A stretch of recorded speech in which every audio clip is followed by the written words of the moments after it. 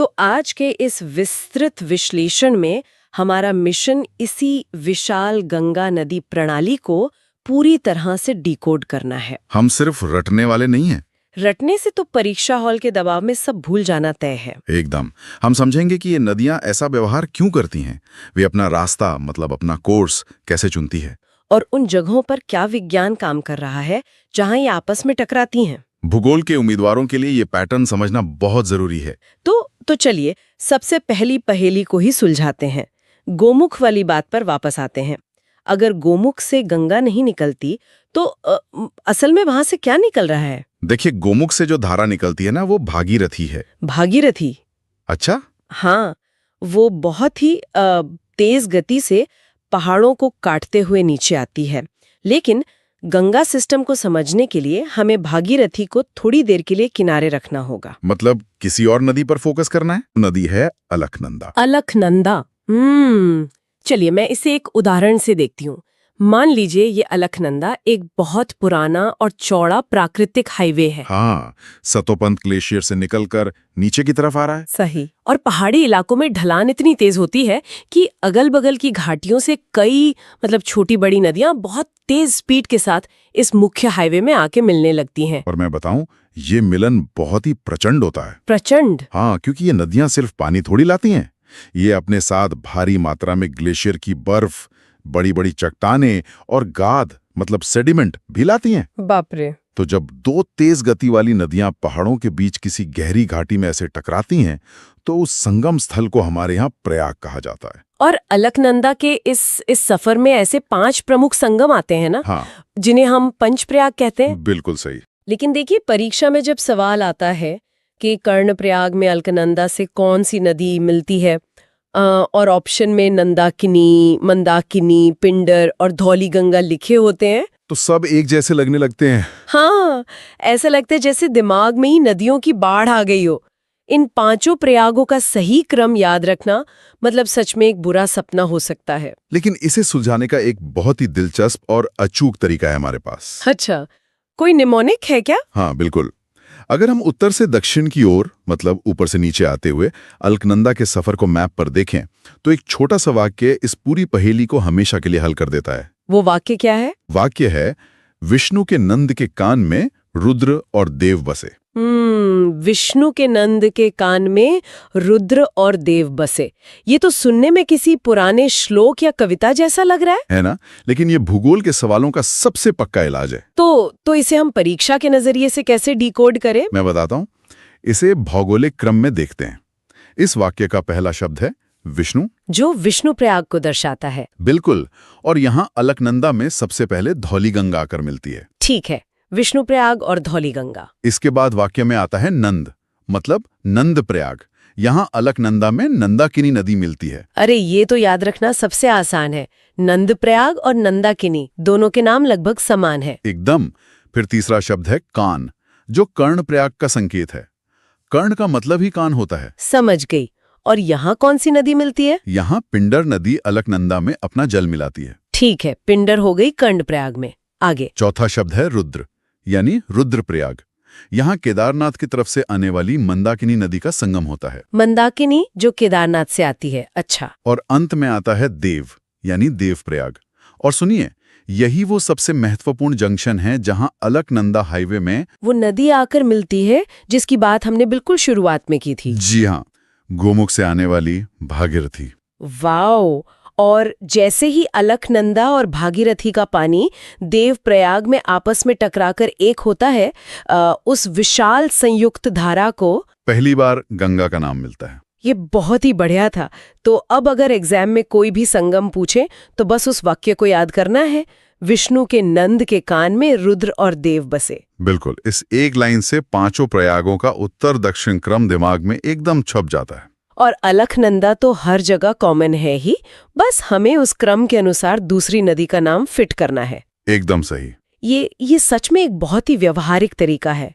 खैर, अब जब हमारी नदी गंगा बन चुकी है तो ये पहाड़ों को चीरती हुई आगे बढ़ती है। और ये भारत की सबसे लंबी नदी है। इसकी कुल लंबाई 2600 नहीं 2525 यानी 2525 किलोमीटर है। ऐसा आता है जब मतलब नदी का पूरा चरित्र ही अचानक बदल जाता है। और वो बदलाव होता है हरिद्वार में। हरिद्वार में। हाँ, हरिद्वार ही वो जगह है जहां गंगा पहली बार पर्वतीय इलाकों की संकरी और गहरी घाटियों को छोड़कर समतल मैदानों में प्रवेश करती है। अच्छा, तो स्पीड कम हो जाती होगी। बहुत ज्यादा।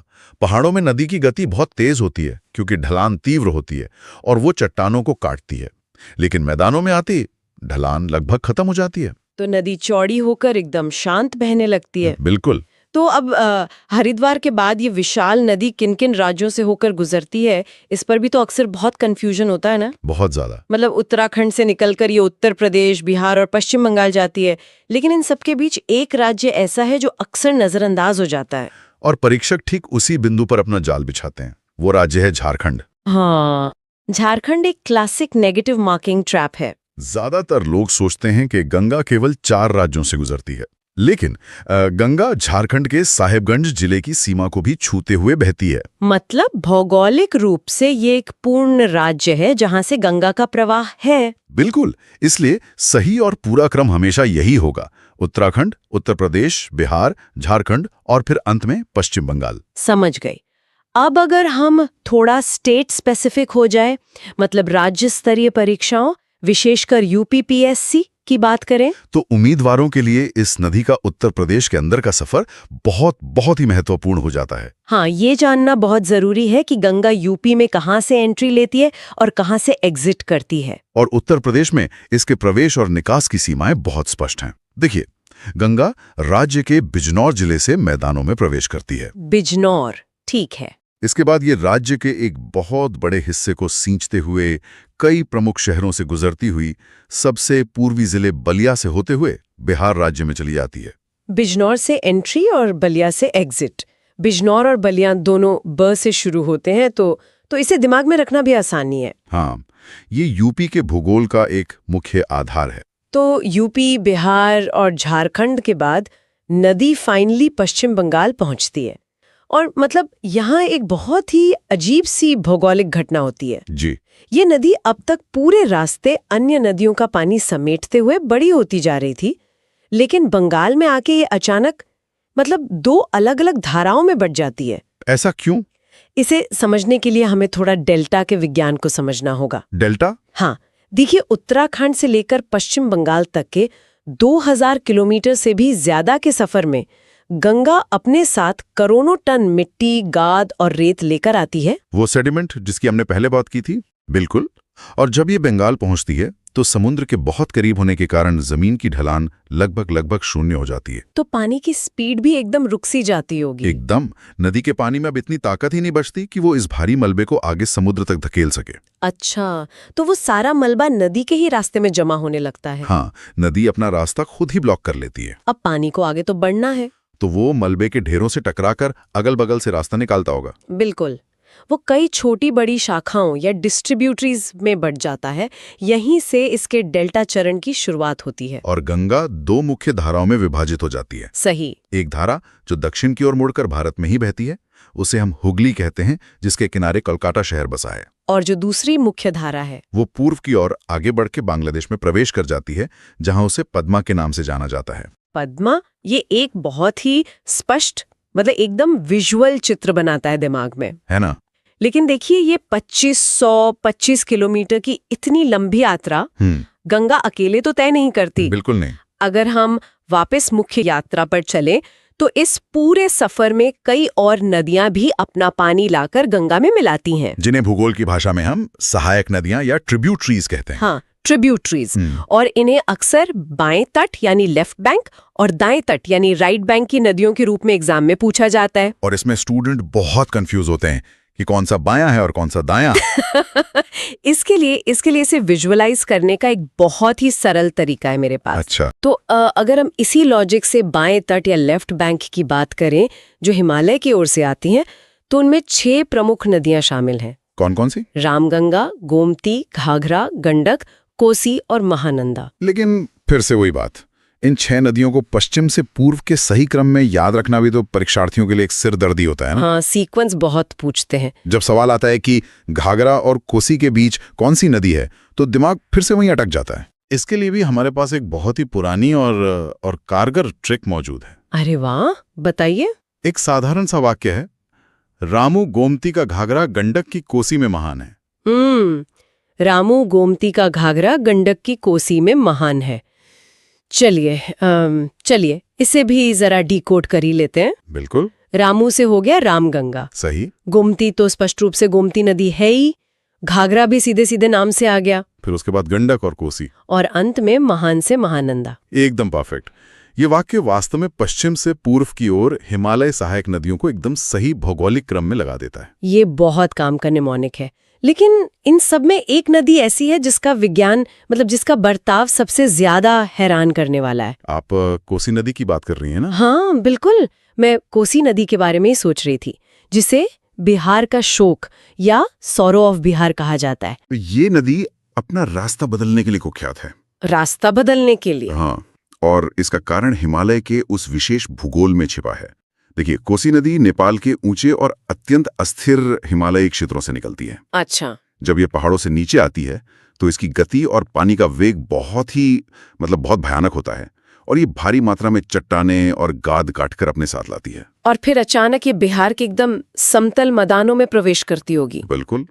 और ठीक वहीं पर पूरी समस्या शुरू हो जाती है। कैसे? पहाड़ों से सीधे सपाट मैदान में आने पर नदी की गति अचानक एकदम से रुक सी जाती है। इसे हम एक बंद या कह लीजिए क्लॉग्ड पाइप की तरह समझ सकते हैं। जैसे नाली जाम हो जाती है। हाँ, जब नदी का वो सारा भारी मलबा वहीं तलहटी में जमा हो जाता है तो नदी का मुख्य चैनल या रास्ता भर जाता है। ओहो, तो पानी कहाँ जाएगा? वही तो, पीछे से आ रहे पानी का दबाव इतना ज्यादा होता है कि वो अपने ही किनारे तोड़कर एक नया रास्ता बना लेता है। वाव। इससे होता यह है कि उन गांवों और खेतों में अचानक भीषण बाढ़ आ जाती है, जहां कल तक कोई नदी थी ही नहीं। ये तो बहुत डरावना है। इसी विनाशकारी आदत के कारण इसे बिहार का शोक कहा जाता है। ये प्रकृति के कारण और प्रभाव का सबसे खतरनाक उदाहरण है। बिल्कुल। अब अगर हम अपनी उस नाव वाले उदाहरण पर वापस लौटें। हाँ, राइट बैंक की तरफ। हाँ, अगर दाएं हाथ की तरफ देखें तो प्रायद्वीपीय पठार से जो नदियां आकर गंगा में मिलती हैं, उनमें यमुना, सोन और पुनपुन प्रमुख हैं। जी। यमुना तो हम जानते हैं कि गंगा के समानांतर बहती है और प्रयागराज में जाकर संगम करती है। लेकिन ये जो सोन नदी है, इसकी कहानी बहुत ही दिलचस्प और थोड़ी अजीब लगती है मुझे। अजीब क्यों? क्योंकि देखें, प्रायद्वीपीय पठार का जो सामान्य ढलान है वो तो या तो पूर्व की ओर है या पश्चिम की ओर है। तो ये सोन नदी मध्य प्रदेश से निकलकर उत्तर दिशा में नॉर्थ की ओर कैसे बह सकती है? ये एक बहुत ही शानदार सवाल है। पानी आखिर गुरुत्वाकर्षण के खिलाफ कैसे जा सकता है? और ये सिविल सेवा परीक्षाओं का एक बहुत ही पसंदीदा विषय भी है। अच्छा। हाँ, इसका उत्तर विवर्तनिक गतिविधियों में टेक्टोनिक हलचलों में छिपा है। टेक्टोनिक हलचलें? जी। लाखों साल पहले जब भारतीय प्लेट यूरेशियन प्लेट से टकरा रही थी, तो जमीन के अंदर कई जगह गहरी दरारें या जिन्हें हम रिफ्ट वैली कहते हैं, वो बन गई। जमीन के अंदर एक ऐसा बड़ा फ्रैक्चर बन गया जिसने इलाके के सामान्य ढलान को ही बदल दिया। एकदम सही पकड़ा आपने। सोन नदी अमरकंटक के पठार से निकलती है और एक ऐसी ही फॉल्ट लाइन या भ्रंश घाटी से होकर बहती है। अच्छा। ये दरार ही उसे भौगोलिक ढलान के विपरीत सीधे उत्तर की ओर बहने पर मजबूर करती है। वाओ। ये पठार को काटते हुए ऊपर की तरफ जाती है और पटना के पास जाकर गंगा बेसिन में मिल जाती है। तो चूंकि ये सामान्य भौगोलिक नियमों का एक अपवाद है, एक एक्सेप्शन है, इसलिए परीक्षा के लिए बहुत महत्वपूर्ण हो जाता है। बिल्कुल, अपवाद हमेशा पूछे जाते हैं। तो भूगोल के सवालों में अपवाद ही सबसे बड़े ट्रैप होते हैं। हाँ। और ऐसा ही एक ट्रैप मानव निर्मित ढांचों यानी बांधों को लेकर भी तो है। आप टिहरी बांध की बात कर रही हैं? हाँ, जब कोई पूछता है कि भारत का सबसे ऊंचा बांध टिहरी बांध किस नदी पर है, तो ज्यादातर लोग तुरंत गंगा टिक कर देते हैं, जो कि गलत है। हाँ, क्योंकि लॉजिक ये लगाते हैं कि गंगा भी उत्तराखंड से आती है और टिहरी बांध भी वहीं है। और यहीं पर परीक्षक मुस्कुरा देते हैं क्योंकि उनका बिछाया जाल काम कर गया, है ना? देखिए, याद कीजिए, हमने अभी कुछ देर पहले चर्चा की थी कि देवप्रयाग में अलकनंदा और भागीरथी के मिलने के बाद ही नदी का नाम गंगा पड़ता है। हाँ बिल्कुल। टिहरी बांध इस देवप्रयाग वाले जंक्शन से बहुत ऊपर स्थित है और ये केवल और केवल भागीरथी नदी पर बना है। तकनीकी और भौगोलिक दोनों दृष्टि से टिहरी बांध भागीरथी पर है, गंगा पर नहीं। एकदम स्पष्ट। ये एक बहुत ही बारीक लेकिन बहुत महत्वपूर्ण अंतर है। हाँ, इसे याद रखना चाहिए। अच्छा, बांधों की बात करें तो पश्चिम बंगाल में बांग्लादेश की सीमा से ठीक पहले भी एक और महत्वपूर्ण संरचना है, फरक्का बैराज। जी, फरक्का। अक्सर लोग सोचते हैं कि बैराज तो सिर्फ पानी रोकने या बाढ़ कंट्रोल करने के लिए होते हैं, लेकिन मैंने सुना है फरक्का बैराज का उद्देश्य कुछ और ही है। हाँ, फरक्का बैराज का निर्माण एक बहुत ही विशिष्ट आर्थिक और भू रणनीतिक कारण से किया गया था। वो क्या? हमने पहले बात की थी कि बंगाल में गंगा, हुगली और पद्मा में बढ़ जाती है। हाँ, डेल्टा वाले हिस्से में। बिल्कुल। और इसी हुगली नदी के किनारे हमारा ऐतिहासिक कोलकाता बंदरगाह स्थित है। ठीक है। लेकिन डेल्टा क्षेत्र होने के कारण हुगली में लगातार गाद या सिल्ट जमा होती रहती है। अब अगर गाद लगातार जमती गई तो नदी तो उथली हो जाएगी ना। हाँ, तो फिर बड़े पानी के जहाज बंदरगाह तक पहुंच ही नहीं पाएंगे। बिल्कुल, वो नीचे जमीन से टकरा जाएंगे। तो क्या फरक्का बैराज का काम उस गाद को साफ करना है? हाँ, इसका मैकेनिज्म यही है। फरक्का बैराज गंगा के मुख्य प्रवाह से एक बहुत बड़ी मात्रा में पानी को कृत्रिम रूप से हुगली नदी की ओर धकेलता है। अच्छा, एक डाइवर्जन है। जी, ये अतिरिक्त पानी एक फ्लश की तरह काम करता है। जैसे हम फ्लश चलाते हैं ना। हाँ। ये हुगली में जमा हो रही गाद को तेजी से बहाकर सीधे समुद्र में ले जाता है, ताकि कोलकाता बंदरगाह जीवित रहें और जहाजों की आवाजाही बिना किसी रुकावट के बनी रहे। ये सच में हैरान करने वाला है कि कैसे एक नदी का प्राकृतिक प्रवाह और हमारी मानवीय अर्थव्यवस्था आपस में इस कदर जुड़े हुए हैं। बहुत गहरे स्तर पर। और जब ये सारा पानी और इतना सारा मलबा अंततः समुद्र से मिलता है तो निर्माण होता है सुंदर वन डेल्टा का। गंगा और ब्रह्मपुत्र द्वारा बनाया गया दुनिया का सबसे बड़ा डेल्टा। हाँ, इसका विशाल आकार और इसकी जो जैव विविधता है, विशेषकर वो मैंग्रोव के जंगल और रॉयल बंगाल टाइगर, वो तो इसे पारिस्थितिकी यानी इकोलॉजी का एक चमत्कार बनाते हैं। बिल्कुल।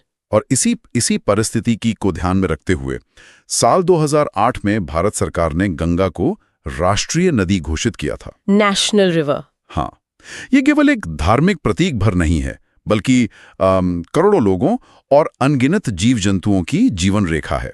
जीवों की बात करें तो यहाँ एक विशेष जीव का उल्लेख करना बहुत जरूरी हो जाता है। गंगा डॉल्फिन। बिल्कुल, जो इस पूरे सिस्टम की कहानी का शायद सबसे महत्वपूर्ण हिस्सा है।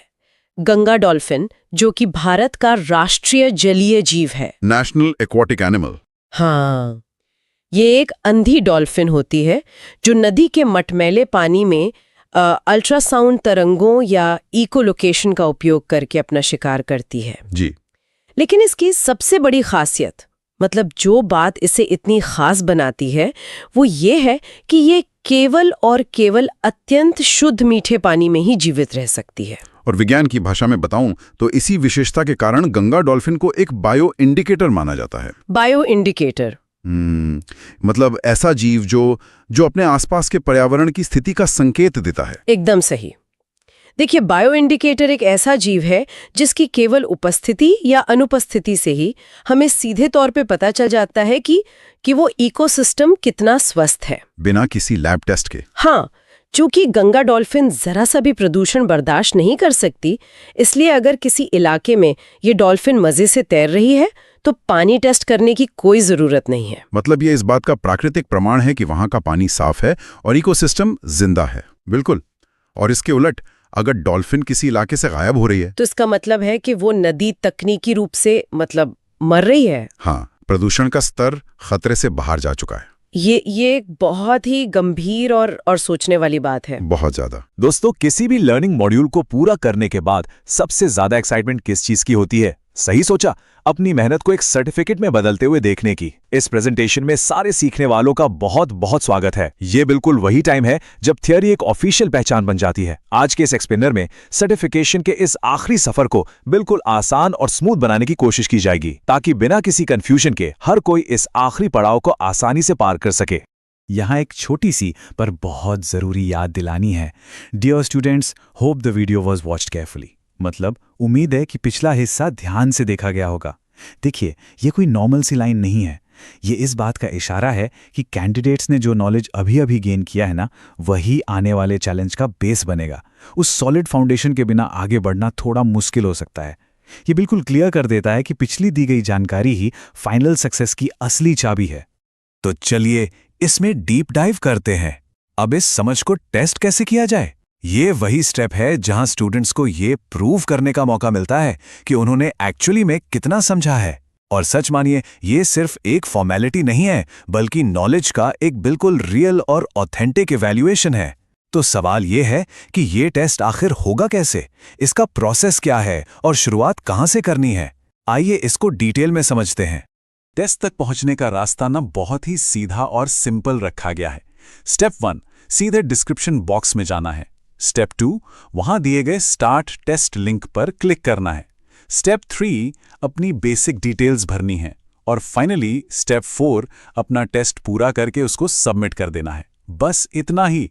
थोड़ा ठहर कर इन स्टेप्स को ध्यान से देख लेना चाहिए, ताकि आगे बढ़ते वक्त कोई भी इंपॉर्टेंट स्टेप मिस ना हो जाए। तो सबसे क्रूशियल पॉइंट ये आता है कि लिंक खुलने के बाद कुछ बहुत ही ज़रूरी डिटेल्स देनी होती हैं। इसमें मुख्य रूप से नाम और रोल नंबर शामिल हैं। हर कैंडिडेट को यह इंश्योर करना होगा कि ये डिटेल्स बिल्कुल एक्यूरेट भरी जाएं। सुनने में ये बहुत छोटी सी बात लग सकती है, लेकिन सही स्टूडेंट के नाम पर रिजल्ट आने और सर्टिफिकेट पर बिल्कुल सही स्पेलिंग छपने के लिए ये एकदम कंपल्सरी है। तो टेस्ट शुरू करने की जल्दी में इस स्टेप को बिल्कुल भी इग्नोर नहीं किया जा सकता। और अब आता है इस पूरी प्रोसेस का सबसे सैटिस्फाइंग पार्ट। इंस्ट्रक्शंस बिल्कुल क्लियर हैं। टेस्ट पूरा होते ही मार्कशीट वहीं से डाउनलोड की जा सकती है। इसका मतलब यह हुआ कि टेस्ट सक्सेसफुली सबमिट करने के बाद स्टूडेंट्स को अपने फाइनल रिजल्ट के लिए लंबा इंतजार नहीं करना पड़ेगा। वो तुरंत उसी जगह से अपनी मार्कशीट ले सकते हैं। ये जो इंस्टेंट रिजल्ट मिलता है ना, ये स्टूडेंट्स के लिए एक बहुत बड़ी और पॉजिटिव मोटिवेशन का काम करता है। और आखिरी में एक बहुत ही खास मैसेज दिया गया है, बेस्ट विशेस यानी शुभकामनाएं। ये सिर्फ बोलने के लिए बोला गया फॉर्मल वर्ड नहीं है, बल्कि ये सभी सीखने वालों की इस मेहनत को सेलिब्रेट करने का एक बहुत ही एनर्जेटिक तरीका है। ये दिखाता है कि ये पूरा डिजिटल प्रोसेस आसान बनाया गया है और सबकी सक्सेस की पूरी उम्मीद की जा रही है। एक छोटी सी प्रोसेस, एक आसान सा टेस्ट और उसके तुरंत बाद सक्सेस की एक शानदार शुभकामना। तो दोस्तों, अब हम इस एक्सप्लेनर के बिल्कुल आखिरी पड़ाव पर हैं। सर्टिफिकेशन अब यहां से सिर्फ एक कदम दूर है। रास्ता बिल्कुल क्लियर है। डिस्क्रिप्शन बॉक्स में जाना है, लिंक पर क्लिक करना है, सही डिटेल्स एंटर करनी है और अपनी मार्कशीट हासिल करनी है।